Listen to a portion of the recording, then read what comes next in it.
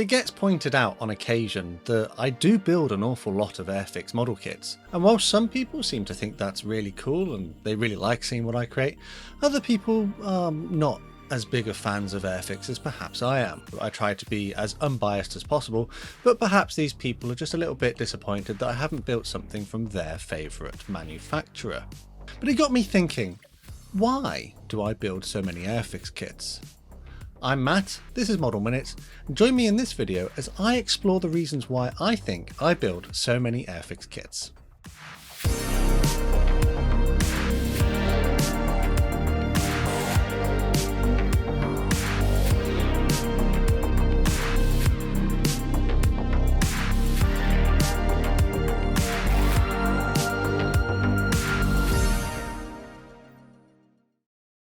So, Airfix, possibly the oldest and largest UK manufacturer of scale model kits. In 1952 they released the Golden Hind, and since then they have been manufacturing en masse scale model kits for global consumption.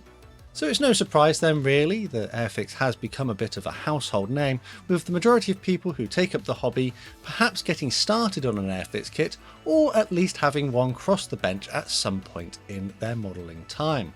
And I suppose it was probably no different for me either, because back in the early 2000s or late 90s, I actually got started with this. So this is a much older generation. Naturally, this is actually a second version of the exact same kit that I bought to do as perhaps a milestone build at some point in the future. But needless to say, having built my first Airfix kit, I was kind of hooked on the hobby. And I suppose it is probably quite possible to build just Airfix kits throughout your entire modelling career. After all, they do produce quite a varied number of subjects in a variety of scales and sizes. And I wouldn't be surprised if there weren't a lot of people out there who do just build exclusively Airfix kits, or at the very least got started on them at some point. Okay, so I got started with Airfix kits, but that doesn't mean I have to build them forever, and that's true. I don't build just Airfix kits. I do build a good number of other companies' models as well. But then why do I have so many Airfix kits? Well, let's explore this a little bit. So I think the main reason is because Airfix, at least here in the UK, makes it very easy for you to buy their model kits. For example, if you walk into a model shop in this country, you are probably going to find, if not a small selection of Airfix kits, then probably quite a large one. In the past, Airfix kits have also been available in the discount bookshop here called The Works at reduced prices, and even seasonally they're available in discount supermarkets such as Lidl and Aldi, so they kind of are everywhere. And as for prices, they are generally quite reasonable, ranging from less than £10 all the way up to the hundreds. So there is probably going to be a model kit from the Airfix range for every modeller's budget. And on the whole, I don't think that they are too expensive for what you're getting inside the box. And naturally, pricing is reflected in quality of the kits, and I'd say in the last 10 years or so, the quality of Airfix kits has actually been improving. Generally, you're getting quite clear instructions, some very nicely detailed parts, and cartographed decals inside the box, which makes for quite a good quality product. However, that being said, and I do try to be as unbiased as possible, if I do encounter a problem, I'll point it out. So on occasion, I have suffered from missing parts, such as the transfers or paintbrushes in starter sets, and I've also had short shots where the plastic hasn't fully filled the mould, which results in incomplete parts on the sprue. Some of these issues have been resolved by contacting their customer services, and I'll talk a little bit about customer services in a bit. But still talking about the quality then, I find that anything, that's been manufactured in the last, 5 to 10 years is going to be quite good to build. Generally the details are okay, the fit is pretty good too, especially with the newer releases, and the instructions are easy to read and printed in colour, which just makes it a whole lot clearer. One little thing I do like from Airfix is that they put the tooling dates on their boxes, which makes it much more transparent how old their kits are, so you can make an informed purchasing decision when you're looking at them in the shops. If we move on to the subjects that Airfix covers, and for me personally, they seem to make models that I'm interested in as a modeller. And these subjects are varied enough that you could buy quite a few different subjects from Airfix and not get bored, which is probably part of the reason why I end up buying so many of them. And with that, they also blend in complementary product lines. What I mean by that is that Humbrol, which falls under the same hobby group, this company makes all the paints that Airfix annotates in their instructions, and it's really easy to see which ones you need and where you need to put them in the instructions. So this swings back to the kits being quite accessible, because you don't need to worry about what you're going to do and when you're going to do it. And having this complementary paint range means that you can pretty much get the paints that you need in the shop whilst you're buying your kit. Again, making it easier to purchase their models. So I think I've spoken physically about their kits, and whilst they may not be the pinnacle of plastic model kits in the world, I think they've done quite well in improving over the last few years, and generally they're quite good to build and I have a lot of fun doing them. Let's move on to talk about their social media. And this is another area which Airfix has been pushing over the last few years. They have quite a large social media presence, being it here on YouTube, on Facebook, Instagram, and other places like that. They want you to know what they're doing in their company and what new products they've got coming out. This helps get you excited about upcoming releases or stuff that may be in their range. I also find that they're quite good at engaging with the community. So for example, myself and other content creators are asked on occasion to go and attend events that they're hosting, which again helps improve that relationship they have with their modelling audience. And another area which they do quite well is their website. The website is pretty easy to use and allows you to find quite quickly the kind of kits that you want to get. Additionally, they also do discount days, which makes it again so much easier to buy their kits, and you can even join their club, which again gives you further discounts on buying more kits. I mean, from a retail sales model, they're doing quite well at retaining customers, I'd say, through all of these different methods. I suppose it's probably harder to get a new customer than it is to retain a current one. So why not reward those loyal customers with discounts and other bonuses? The Airfix Club also gives you exclusive perks such as the limited edition model kits with specific paint schemes, and access to the Flying Hours scheme, where you can save up those coupons on the side of the box and send them off for more model kits.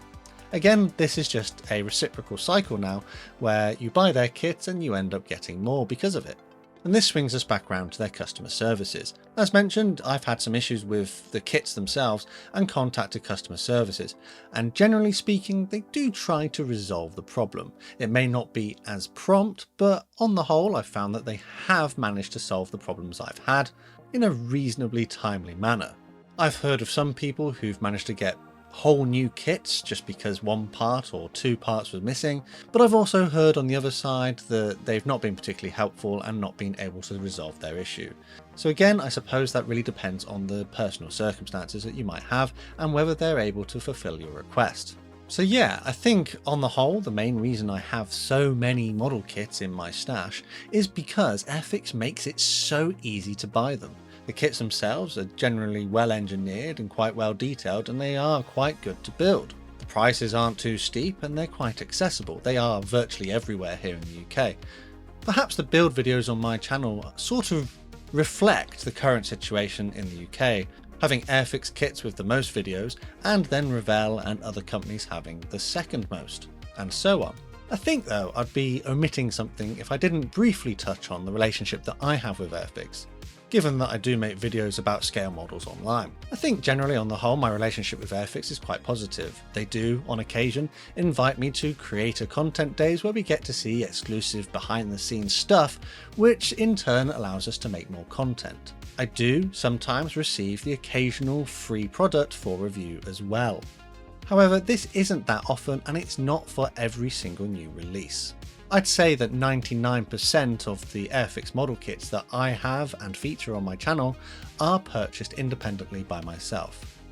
But receiving free review samples and, on occasion, other related items such as Warbird coffee, t-shirts or mugs just goes a little way to help create a positive relationship.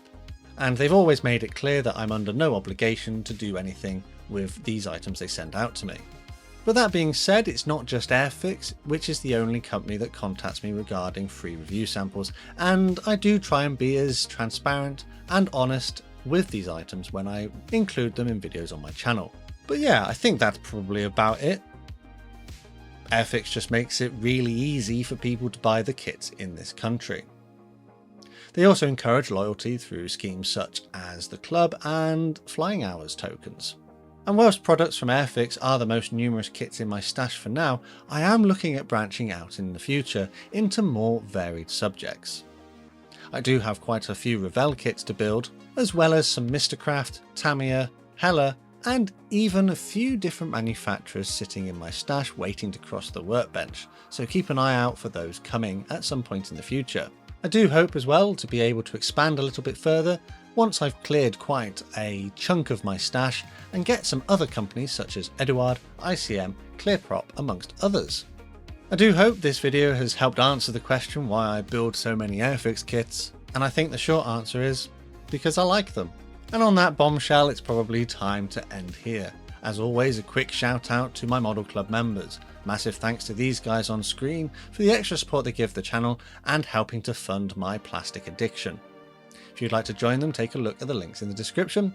Alternatively, there are other ways to help support the channel, and again, full information is under the video. The best way to support this channel for free is by subscribing with notifications turned on so you never miss a modelling upload. I hope you enjoyed watching this video, and let me know down in the comments which company is your favourite to build models from, and do you agree with some of the points that I raised here, or perhaps do you have a counter argument for any that I may have raised.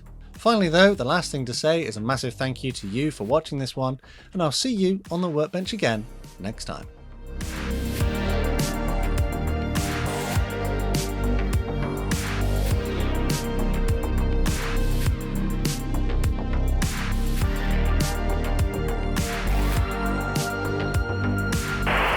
So, Airfix. Oh. Generally, you're getting quite clear instruction. And another place which they excel at, and no. So again, I display. And whilst Airfix kits are the most numerous kit, I hope you blah blah blah blah.